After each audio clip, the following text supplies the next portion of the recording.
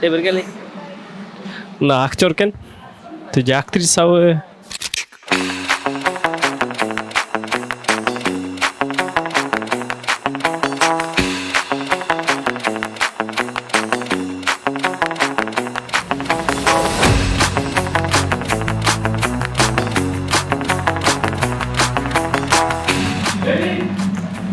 Yeah. 61-3 pickup. Weather condition are favorable. Phoenix is and has been in operation for 7 years. I want all the rollers in those coordinates.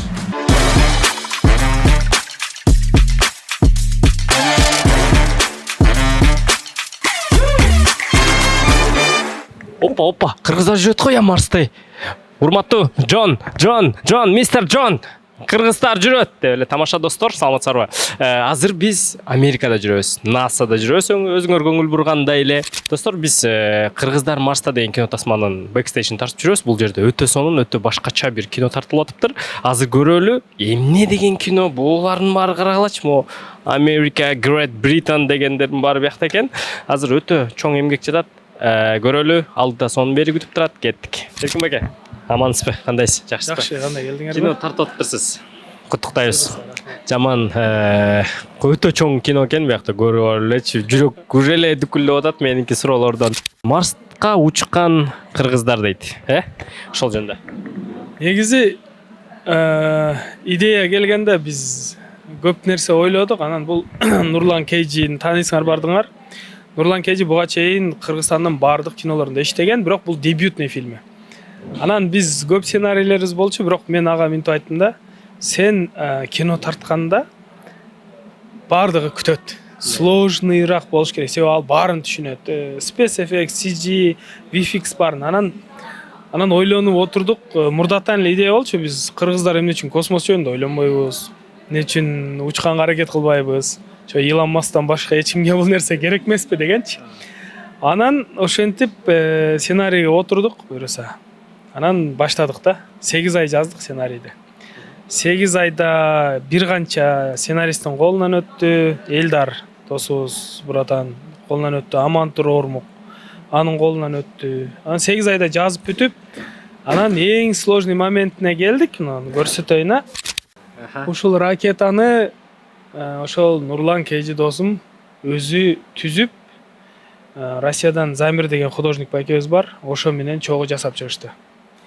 Бул жерде ар бир материал эч бирин мондай сплошной сатып алган эмеспиз. Колго жасалдыбы? Булардын бардыгы колго жасалган. Биринчи пенопластты коюп туруп, анан ошонун үстүнөн темир менен кылып, булар суу өтпөйт, бул машинанын краскасы менен краскаланган. Эшиктерине чейин бардыгы, анан могул макетин тартып койсоңор болот. Макети болбу? Ушул макет.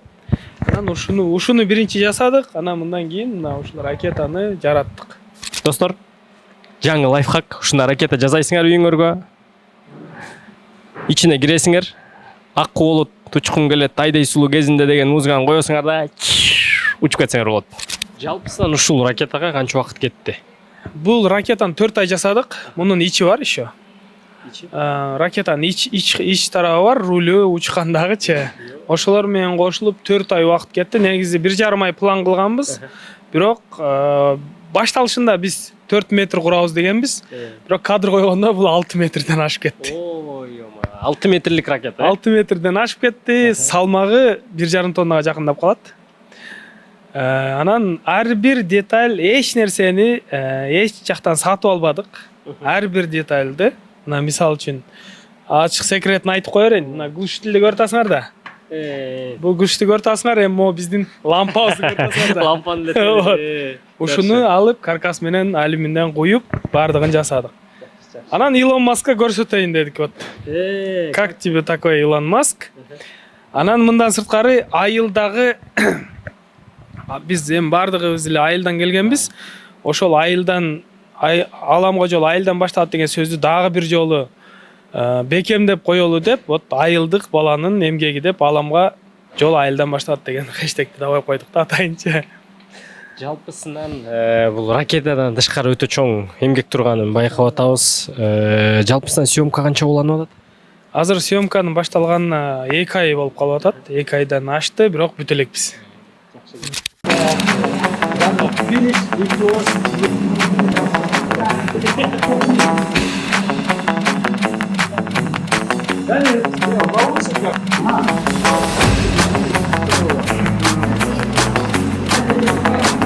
Ошол жерге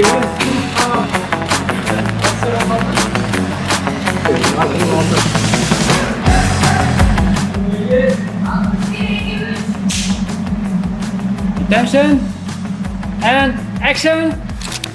Анан Нурлан байке, кандай болот съемка? Буюрса жакшы, Кудайга шүгүр, кыйынчылыктар бар, бирок чыдамдуу эле. Жакшы. Канча күн тартып атасың, канчанчы күн? Бүгүн деген 24-чү смена го дейм. 24-чү. Баш аяк ушундай жерде салыш, ушу жердин баарына канча убакыт кетти? Негизи бул НАСАнын эмесине, декорациясына жасалганга где-то бизге 15 күндөй кетти, 15 күндөй. Аз келсек эле аябай американецтер менен өзүнчө бир англисчеңиз төгөнгүчө сүйлөшүп атасыз да. Алар менен кантип иштешип атасыз? Алар каяктан келген актерлор? Негизи алар ушу Кыргызстандагы эле чыныгы эме американецтер, британецтер, канадалыктар. Эми жанагы бизде кастинг кылганда эмелерди сунушташты. Русский драмадан, бир жактан англисче билгендерди, Орус келбеттерди. Орус келбетиндеги. Андан бизге деген НАСАбызда аларды биздин Кыргызстанга бүт баары тааныйт да. Анан ишенбей баштайт да. Ошондуктан биз активдүү издедик, Банюр байкенин жардамы менен ушундай чыныгы тилдин колдонуучуларын таптык. Жакшы. Бул долбоор сиз үчүн өзгөчөлүк жактары. Аты эле башкача болот, Марска учкан кыргыздар деп уже эле өзгөчө мындайча айтканда, сиз мындай башка тасмаларды эле тарткансыз. Айырмасы кандай болот? Бул менин биринчи дебюттук тасмам.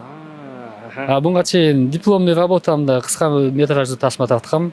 Ошол боюнча экрандын арт жагында көпчүлүк проекттерде звук, монтаж, художник жагында иштеп жүрүп, эми элдердин жумушун кылып атып өзүмө эми убакыт келип кетти да. Жакшы. Анан сценарийда сизге таандык экен, сиз дагы кичине жазышкан экенсиз.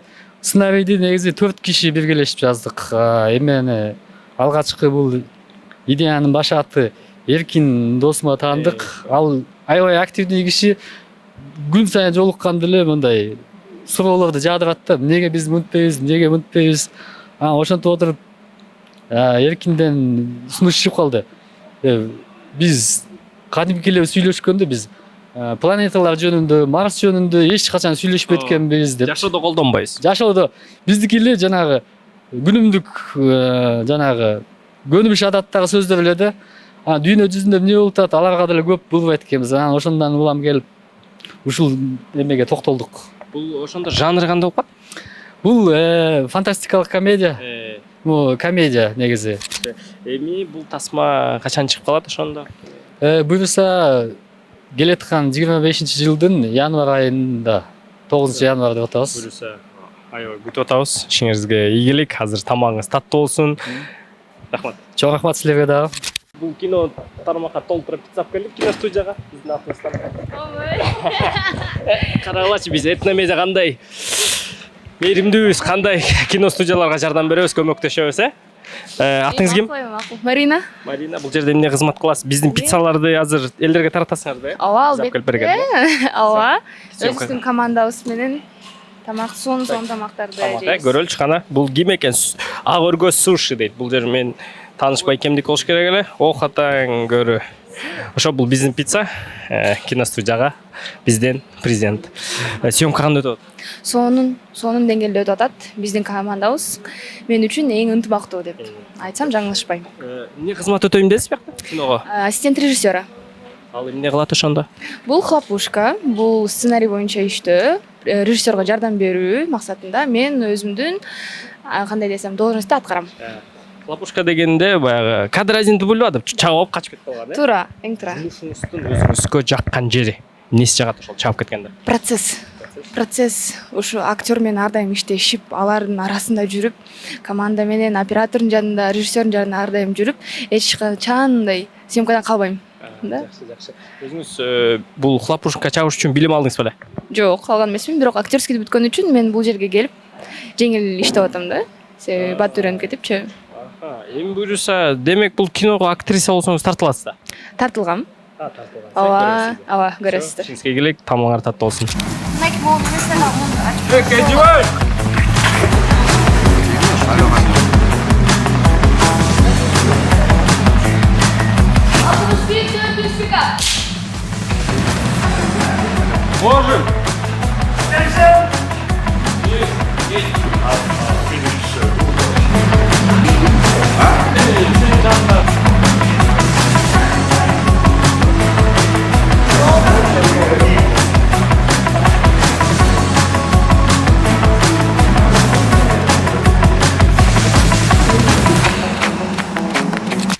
Мон бурап салса эмне болот, монтип бурап туруп качып кетип калалы.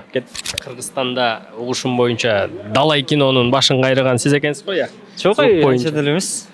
Жакшы. Ушул кино жөнүндө, Марска учкан кыргыздар жөнүндө сурагым келип атат жана сиздин могу приборуңуз жөнүндө. Биринчи ушул техникаңыз жөнүндө кичине түшүндүрмө берип кетесизби? Бул эмне? Колонка окшогон, мафонго окшогон. Бул обычный эле, полностью эле звук жазган аппарат. Бул диктофон, бул приемниктер. Бияктан аут чыгат.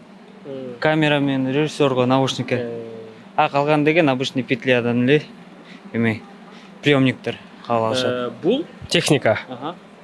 Канча сом турат? Жакшы эле турат го эми. Примерно. Примерно деген где-то 3,5 миллион сомго барып калат го.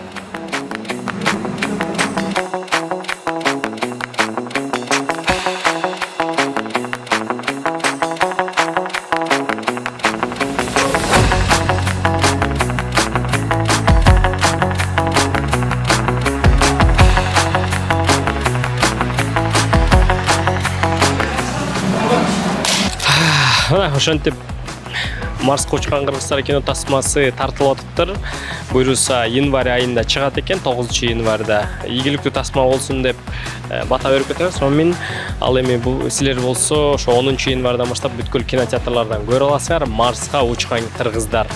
Кыргыздар бүт жакка жетебиз буюрса.